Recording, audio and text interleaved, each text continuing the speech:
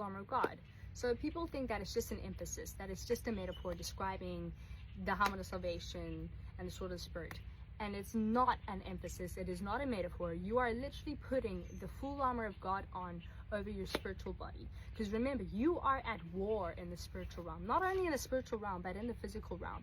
If you look at Ephesians chapter 6, verses 10, it says, "Finally be strong in the Lord and in his mighty power, put on the full armor of God, so that you can take your stand against the devil's schemes. For our struggle is not against flesh and blood, but against the rulers, against the authorities, against the powers of the dark world, and against the spiritual forces of evil in the heavenly realms." So there's a book that I recommend reading. He Came to Set the Captives Free, Becoming a Vessel of Honor, and it's written by the author Rebecca Brown. And she's a Christian, and she helps Satanists get out of the occult, and she basically mentors them.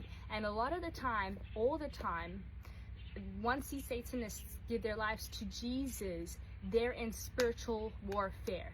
There's so much attack going on, and they have to put on the full armor of God. Because remember, again, in the spiritual realm, you are actually fighting demons and demonic forces. That's why you are told in the Bible to put on the full armor of God.